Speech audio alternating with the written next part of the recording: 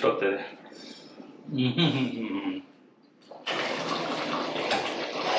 ಇನ್ನೊಂದು ಸ್ವಲ್ಪ ಹಸಿ ಸ್ಮೆಲ್ ಇದೆ. ಒಂದು 30 ಸೆಕೆಂಡ್ಸ್ ಅಥವಾ 1 ಮಿನಿಟ್ಗೆ ಈ ಥರ ಆಡಿಸ್ತಾ ಇರ್ತೀವಿ.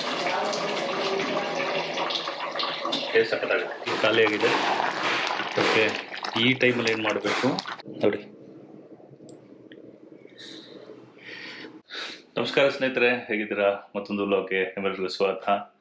ನನಗೆ ರೈಡಿಂಗ್ ಜೊತೆಗೆ ಫೋಟೋಗ್ರಫಿ ಹಾಗೆ ಕುಕ್ಕಿಂಗ್ ಮೇಲೂ ಅಷ್ಟೇ ಪ್ಯಾಷನ್ ಇದೆ, ಕುಕ್ಕಿಂಗ್ ಮಾಡಬೇಕು ಅನ್ನೋದು. ಯೂಶ್ವಲಿ ಮನೇಲಿ ಆವಾಗ ಏನಾದ್ರು ಒಂದು ಸ್ನ್ಯಾಕ್ಸ್ ಆಗಲಿ ಯಾವುದಾದ್ರು ಡಿಶ್ ಆಗಲಿ ನಾನು ಟ್ರೈ ಮಾಡ್ತಾನೆ ಇರ್ತೀನಿ. ನಾನು ಎಸ್ಪೆಷಲಿ ಬಿರಿಯಾನಿ ತುಂಬ ಚೆನ್ನಾಗಿ ಮಾಡ್ತೀನಿ. ನಮ್ಮ ಮನೇಲಿ ನಾನು ಮಾಡೋ ಬಿರಿಯಾನಿ ಅಂದರೆ ತುಂಬಾ ಇಷ್ಟಪಡ್ತಾರೆ. ಜೊತೆಗೆ ನನ್ನ ಫ್ರೆಂಡ್ಸು ಸುಮಾರು ಜನ ತಿಂದವರೆಲ್ಲ ಬಿರಿಯಾನಿ ಸಖತ್ತಾಗಿದೆ ಅಂತ ಹೇಳಿದ್ದಾರೆ. ಸೊ ಹಾಗಾಗಿ ಸಂಡೇ ಅಲ್ವಾ, ಮನೇಲೆ ಕೂತಿದ್ದೆ, ಯಾಕೊಂದು ಬಿರಿಯಾನಿ ಮಾಡೋ ವ್ಲಾಗ್ ಮಾಡಬಾರ್ದು ಅಂತೇಳಿ ಈ ವಿಡಿಯೋ ಮಾಡ್ತಾಯಿದ್ದೀನಿ. ಬಿರಿಯಾನಿ ಮಾಡೋದು ಎಲ್ಲನೂ ಕಾಮನ್ ಇಂಗ್ರೀಡಿಯೆಂಟ್ಸ್ ಇರುತ್ತೆ. ಅದೇ ಹಸಿಮೆಣಸಿನ್ಕಾಯಿ, ಅದೇ ಪುದೀನ, ಅದೇ ಕೊತ್ತಂಬರಿ ಇರುತ್ತೆ. ಅದರಲ್ಲಿ ನಾವು ಯಾವ ಪೌಡ್ರ್ ಯೂಸ್ ಮಾಡ್ತೀವಿ ಅನ್ನೋದ್ರ ಮೇಲೆ ಟೇಸ್ಟ್ ವೇರಿ ಆಗ್ತಾ ಹೋಗುತ್ತೆ. ಸೊ ಇಲ್ಲಿ ನಾನೇ ಸ್ಪೆಷಲಾಗಿ ಮಾಡಿರುವಂಥ ಬಿರಿಯಾನಿ ಪೌಡ್ರ್ ಇದೆ. ಇಲ್ಲಿ ಆಯಿಲ್ ಮತ್ತು ತುಪ್ಪ ಇದೆ. ಇಲ್ಲಿ ಹಸಿಮೆಣಸಿನ್ಕಾಯಿ, ಪುದೀನ, ಕೊತ್ತಂಬರಿ ಪೇಸ್ಟ್ ಇದೆ. ಇಲ್ಲಿ ಉಪ್ಪಿದೆ. ಇಲ್ಲಿ ಚಿಕನ್ ಇದೆ. ನಾನು ಮಾಡೋ ಬಿರಿಯಾನಿ ತುಂಬಾ ಈಸಿ ಆ್ಯಂಡ್ ಎಸ್ಪೆಷಲಿ ಟ್ರಾವೆಲಿಂಗಲ್ಲಿದ್ದಾಗ ಚಿಕನ್ ಬಿರಿಯಾನಿ ಮಾಡ್ಕೋಬೇಕು ಅಂದರೆ ತುಂಬ ಈಸಿ. ಕೆಲವೊಂದು ರುಬ್ಬೋ ಐಟಮ್ ಬಿಟ್ಟರೆ ಇದೆಲ್ಲ ಈಸಿಯಾಗಿರುತ್ತೆ, ಪಟ್ಟಂತ ಆಗೋಗುತ್ತೆ ಬಿರಿಯಾನಿ. ಸೊ ಇಲ್ಲಿ ಒಂದು ತಪ್ಪಲೆ ಇಟ್ಟಿದ್ದೀನಿ. ಇದಕ್ಕೆ ಎಣ್ಣೆ ತುಪ್ಪ ಹಾಕೋಣ. ಈಗ ಚಿಕನ್ ಹಾಕೋಣ.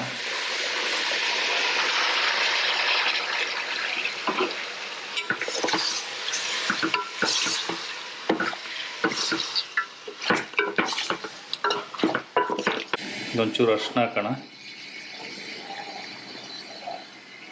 ಅರಿಶಿನ ಹಾಕ್ತಾ ಇದ್ದೀನಿ.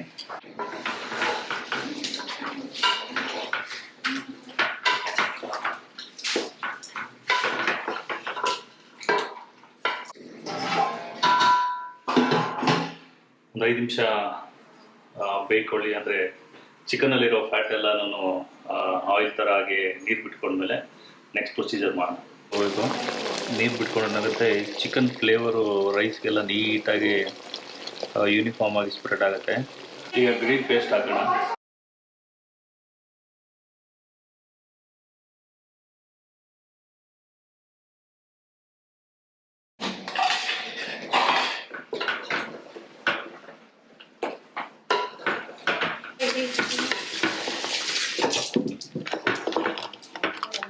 ಹಂಗೆ ಒಸಿ ಉಪ್ಪು ಹಾಕೋಣ. ಈ ಪೇಸ್ಟ್ ಏನಿದೆ ಇದು ಇದರಲ್ಲಿರೋ ಹಸಿ ಎಲ್ಲನೂ ಡ್ರೈ ಆಗಬೇಕು. ಆ ಹಸಿ ಫ್ಲೇವರ್ ಹೋಗೋ ತನಕ ಕುದಿಸ್ಕೊಳ್ಳೋಣ. ಇನ್ನೊಂದು ಸ್ವಲ್ಪ ಹಸಿ ಸ್ಮೆಲ್ ಇದೆ, ಅದೊಂದು ಸ್ವಲ್ಪ ಹೋಗಲಿ. ಇನ್ನೊಂದು 5 ನಿಮಿಷ ಕುದಿಲಿ. ಹಸಿ ಸ್ಮೆಲ್ ಹೋದ್ಮೇಲೆ ನೆಕ್ಸ್ಟ್ ಪ್ರೊಸೀಜರ್ ಮಾಡೋಣ.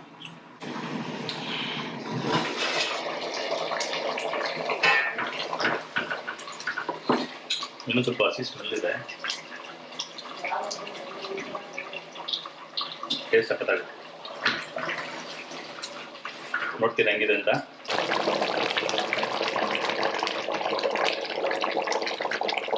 ಒಂದು 2 ನಿಮಿಷ ಹಸಿ ಹೋಗುತ್ತೆ, ಟೇಸ್ಟ್ ಮಾಡಿದೆ.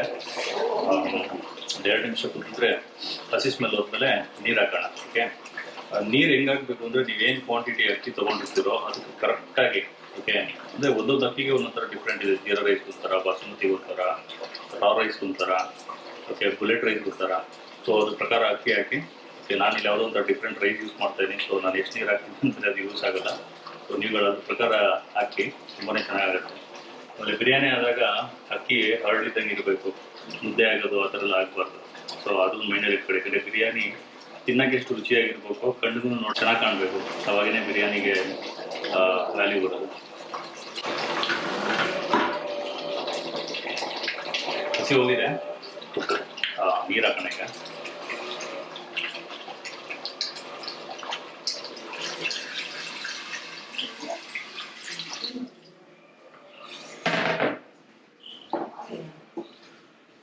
ಈಗ ನಾನಾಗಲೇ ಹೇಳಿದ್ನಲ್ಲ, ಬಿರಿಯಾನಿ ಎಲ್ಲ ಮಸಾಲೆ ಒಂದೇ. ಅದೇ ಈರುಳ್ಳಿ, ಅದೇ ಶುಂಠಿ, ಅದೇ ಹಸಿಮೆಣಸಿನ್ಕಾಯಿ, ಅದೇ ಪುದೀನ, ಅದೇ ಕೊತ್ತಂಬರಿ.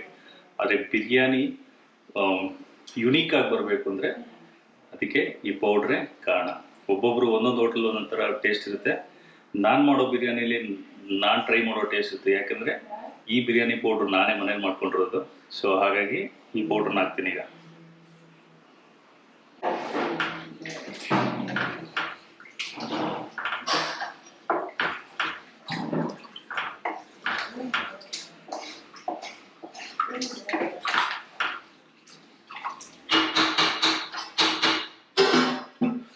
ಈಗ ಚೆನ್ನಾಗಿ ಕುದಿಲಿ.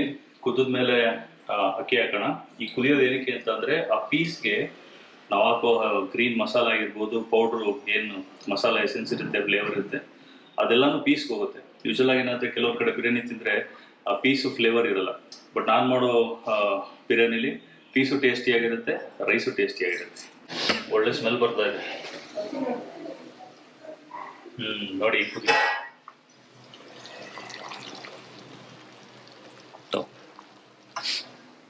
ಈ ಥರ ಕುದೀತಾ ಇದ್ದಾಗ ಒಂದು 5 ನಿಮಿಷ ಹಾಗೆ ಬಿಟ್ಬಿಡ್ಬೇಕು. ಓಕೆ, ಒಂದು 5 ನಿಮಿಷ ಕುದ್ಮೇಲೆ ಪೀಸ್ನ ಚೆಕ್ ಮಾಡಿ. ಓಕೆ, ಬೇನೇನಂದರೆ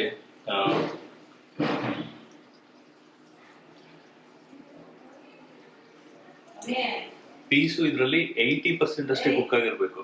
ಓಕೆ, ನಾವು ಇಲ್ಲೇ 100% ಕುಕ್ ಆಗಿಬಿಟ್ರೆ ದಮ್ಗಿಟ್ಟಾಗ ಪ್ಲಸ್ ಇವಾಗ ಅಕ್ಕಿ ಅನ್ನ ಆಗೋ ಟೈಮಲ್ಲಿ ಇನ್ನೂ ಕದ್ರೋಗ್ಬಿಡುತ್ತೆ. ಓಕೆ, ಅದು ಮಜಾ ಇರಲ್ಲ. ಪೀಸ್ ಆಗಿ ಇರಬೇಕು.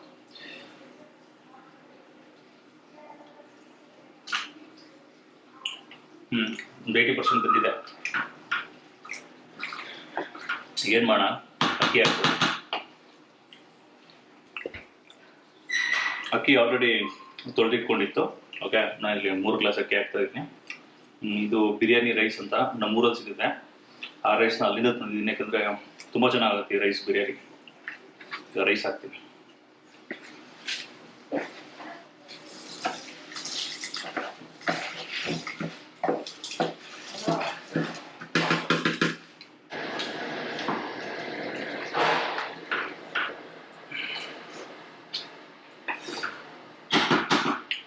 ರೈಸ್ ಸ್ವಲ್ಪ ಅರ್ಧ ಡ್ರೈ ಆಗಲಿ, ಆಮೇಲೆ ದಮ್ಗಿಡೋದು ಹಿಂಗೆ ಅಂತ ಹೇಳ್ತೀನಿ.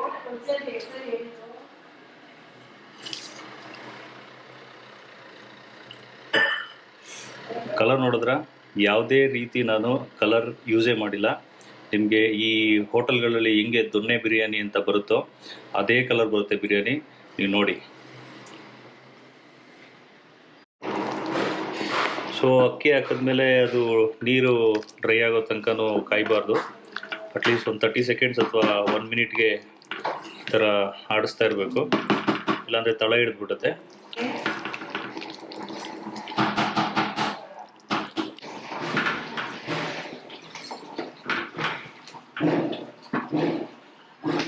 ಆಮೇಲೆ ಇದನ್ನು ಜಾಸ್ತಿನೂ ಆಡ್ಸೋಕೆ ಹೋಗ್ಬಾರ್ದು. ಏನಾಗುತ್ತೆ, ರೈಸು ಅರ್ಧ ಬೆಂದಿದೆ ಅಂತ ಅಂದಮೇಲೆ ಅದು ಬ್ರೇಕ್ ಆಗೋಕ್ಕೆ ಸ್ಟಾರ್ಟ್ ಆಗೋಗುತ್ತೆ. ಓಕೆ, ಸೊ ಆಡ್ಸೋದನ್ನು ಅಷ್ಟೇ ಫುಲ್ಲು ಅಳ್ಳಾಡಿಸ್ಬಾರ್ದು. ಜಸ್ಟ್ ಈ ಥರ ಕೆಳಗಿಂದ ಹಿಂಗೆ ಮೇಲೆ ಕೆತ್ತಿ ಹಿಂಗೆ ಬಿಡಬೇಕು. ಓಕೆ,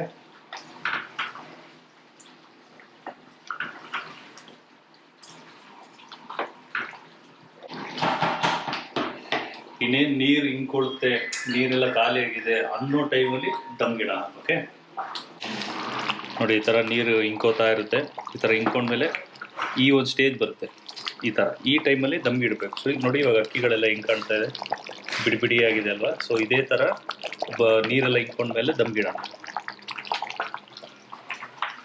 ದಮ್ಗಿಟ್ಟಾಗ ಏನಾಗುತ್ತೆ, ಆ ಒಂದು ಹಬೆಗೆ ಓಕೆ ನೀಟಾಗಿ ಅಳ್ಕೊಳ್ಳುತ್ತೆ. ಯಾವುದೇ ರೀತಿ ಅಕ್ಕಿ ಉಡಿಯಲ್ಲ. ಪೀಸ್ಗಳು ಪರ್ಫೆಕ್ಟ್ ಆಗಿರುತ್ತೆ. ಬಿರಿಯಾನಿ ಚೆನ್ನಾಗಿರುತ್ತೆ. ರೈಸ್ ತಿನ್ನಾಗ ಒಳ್ಳೆ ಮಜಾ ಕೊಡುತ್ತೆ.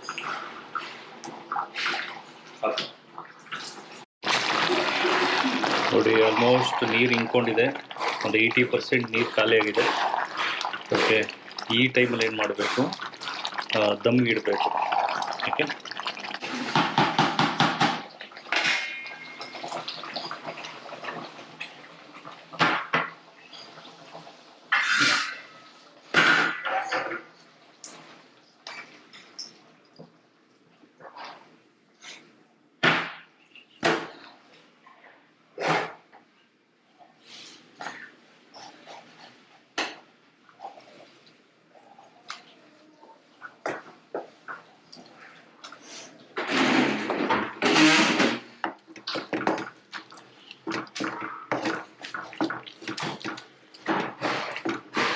ಸೊ ನೋಡೋದಲ್ಲ, ಈ ಒಂದು ಸ್ಟೇಜಲ್ಲಿ ದಮ್ ಗಿಡನ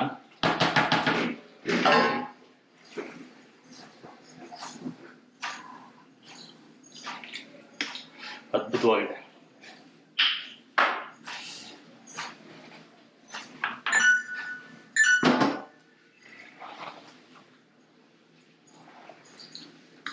ಒಂದು 20 ನಿಮಿಷ ದಮ್ ಗಿಡನ ನೀವು ನೋಡಿರ್ಬೋದು. ನಾನು ಯಾವುದೇ ರೀತಿ ಸಾಲ್ಟ್ ಹಾಕೋದು ಮತ್ತು ಮಸಾಲೆ ಮತ್ತೆ ಹಾಕೋದು ಟೇಸ್ಟ್ ಮಾಡೋದು ಮಾಡಲ್ಲ. 5 ವರ್ಷ ಎಕ್ಸ್ಪೆರಿಮೆಂಟ್ ಮಾಡಿದ್ದೀನಿ. ಸೊ ಎಲ್ಲ ಗ್ರಾಮ್ ಪ್ರಕಾರ ಮಾಡಿಟ್ಕೊಬಿಟ್ಟಿದ್ದೀನಿ. ಸೊ 1 kg ಚಿಕನ್ಗೆ ಎಷ್ಟು ರೈಸ್ ಹಾಕಬೇಕು, ಎಷ್ಟು ಮಸಾಲೆ ಹಾಕಬೇಕು, ಎಷ್ಟು ಶುಂಠಿ ಪುದೀನ ಕೊತ್ತಂಬರಿ ಹಾಕಬೇಕು ಎಲ್ಲ ಬರೆದಿಟ್ಕೊಬಿಟ್ಟಿದ್ದೀನಿ. ಸೊ ಹಾಗಾಗಿ ಎಲ್ಲ ಎತ್ತಿಟ್ಕೊಬಿಟ್ಟಿರ್ತೀನಿ. ಇದೊಂಥರ ಪ್ಲಗ್ ಆ್ಯಂಡ್ ಪ್ಲೇ ಇದ್ದಾಗೆ ಸ್ಟೆಪ್ ಬೈ ಸ್ಟೆಪ್ ಒಂದನ್ನೇ ಆಗ್ತಾ ಹೋಗೋದು. ಹಾಗಾಗ್ತಾ ಹೋದರೆ ಒಳ್ಳೆ ಬಿರಿಯಾನಿ ಆಗುತ್ತೆ. ಟೇಸ್ಟ್ ಯಾವತ್ತೂ ಕಾನ್ಸ್ಟೆಂಟ್ ಆಗಿರುತ್ತೆ, ಹೆಚ್ಚು ಕಮ್ಮಿ ಆಗಲ್ಲ. ಸೊ 20 ನಿಮಿಷ ಆಗಿದೆ, ದಮ್ ಇಳಿಸೋಣ.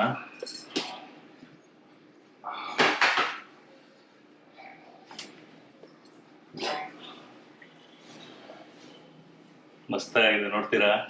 ನೋಡಿ,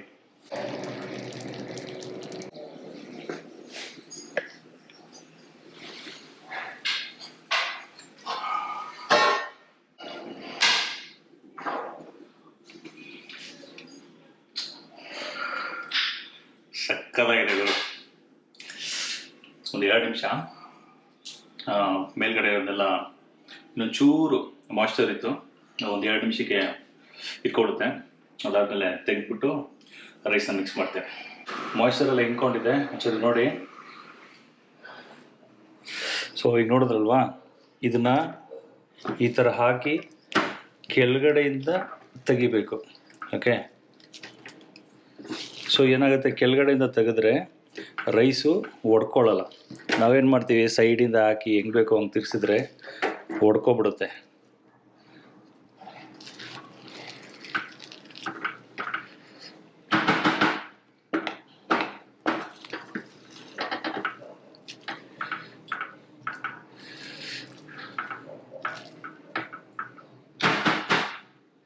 ರೈಸ್ ಎಲ್ಲೂ ಮುದ್ದೆ ಆಗಿಲ್ಲ, ಹರಳು ಥರನೇ ಇದೆ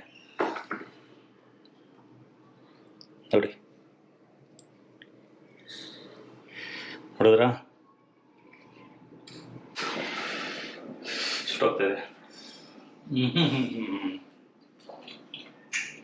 ಸಕ್ಕತ್ತಾಗಿದೆ. ನಾನು ಮಾಡ್ತೀನಿ ಅಂತ ಅಲ್ಲ, 5 ವರ್ಷ ಸಗಣಿ ಓದ್ತಿದ್ದೀನಿ. ಎಷ್ಟು ಟ್ರಯಲ್ ಆ್ಯಂಡ್ ಎರರ್ ಮಾಡಿದ್ದೀನಿ ಅಂದರೆ, ಎಷ್ಟೋ ಜನಕ್ಕೆ ಬಿರಿಯಾನಿ ಹಂಚ್ಬಿಟ್ಟಿದ್ದೀನಿ. ಮಾಡಿ ಮಾಡಿ ಮಾಡಿ ಮಾಡಿ ಮನೇಲಿ ಬೈಸ್ಕೊತಾನೆ ಇದ್ದೆ, ಏನು ಯಾವಾಗೂ ಬಿರಿಯಾನಿ ಮಾಡ್ತೀಯ ಅಂತ. ಯಾಕೆ ಬೈಸ್ಕೊಂಡು ಈ ಬಿರಿಯಾನಿ ಮಾಡ್ತೇನೆ ಅಂದರೆ ನೋಡಿ, ಈ ಒಂದು ಇದಕ್ಕೆ